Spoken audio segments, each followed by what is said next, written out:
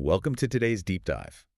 You know, when you plug an HDMI cable into your TV at home, you probably don't even think twice about it. Right, yeah. It's a 6-foot cord, it clicks into place, and boom, you've got a flawless picture. Well, I mean, it's completely designed to be invisible to the user. Exactly. But if you try taking that same standard copper cable and stretching it across, like, a massive commercial space, the physical laws of data transmission just completely turn against you. And that is exactly our mission for today's deep dive.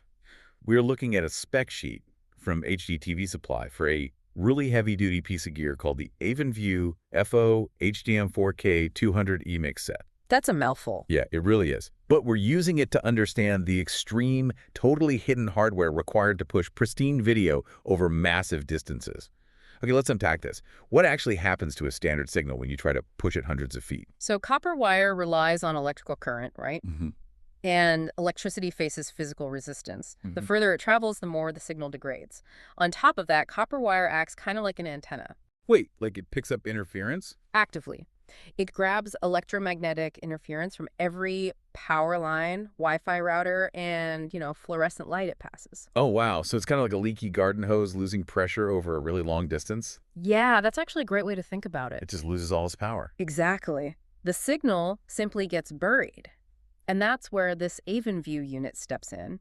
It completely abandons copper for fiber optics. Right. Specifically, the spec sheet highlights that it uses a single SC-terminated multimode fiber optic cable, and it's rated OM3. Hold on.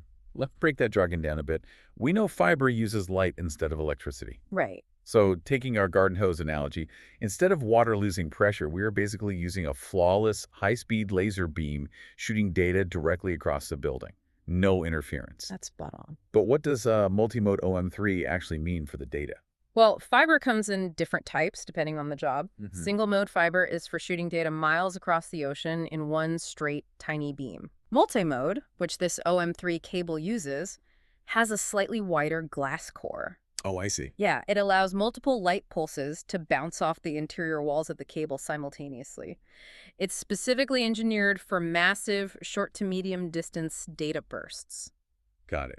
And SC terminated. Oh, that just refers to the rugged square snap-in connector that actually holds that delicate glass in place. Okay, so by short to medium distance, we are still talking about extending a flawless signal up to 200 meters, right? Yeah. That's 650 feet. I mean, that's more than 2 football fields of distance without picking up a single ounce of interference. If we connect this to the bigger picture, you really start to see the necessity. HDTV Supply caters to environments that simply cannot rely on copper. Like sprawling sports bars, right? Exactly. Sprawling sports bars, massive rack-mounted setups, complex networks of video walls.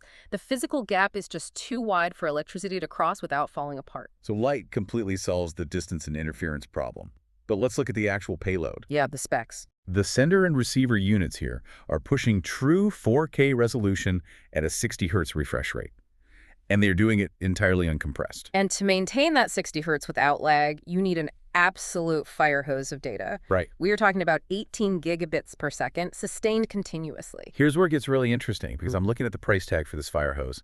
It's listed at $3,332. Yeah, it's definitely an investment. I have to push back here, honestly. Yeah. Even for a commercial space, spending over $3,000 just to move a video signal from point A to point B seems outrageous. Is this just an inflated enterprise markup? Look, it's natural to have sticker shock, especially when you can buy a whole 4K TV for like $300 now. Exactly. But what's fascinating here is the sheer physics of commercial failure. In an enterprise environment, 18 gigabits per second is a staggering amount of sustained light data. Right. If the optical processing inside those sender and receiver boxes stumbles for even a millisecond, the signal drops. But what does that actually look like on the screen? Well, you get violent screen tearing. Yikes. Yeah, the picture stutters, digital artifacting appears, or the display just goes completely black.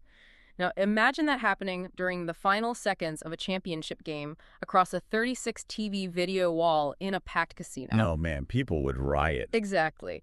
The cost of that latency isn't just an annoyed viewer, it's thousands of dollars in ruined customer experience. So you are paying $3,000 for the uncompromising reliability of the processors managing that light. Wow. It really reframes how you look at the world. You might not be wiring a sports bar yourself, But understanding this tech pulls back the curtain on the high-performance, hidden infrastructure powering the flawless displays you interact with every single day. It really is an invisible foundation built entirely on light and glass. So what does this all mean? Well, it leaves you with a pretty wild thought. If pushing an uncompressed 4K picture at 60 Hz already requires a $3,300 fiber optic laser bridge just to travel a couple hundred feet, Right. what kind of extreme, totally invisible infrastructure are we going to need wired inside our walls when 8K or even holographic displays become the everyday standard?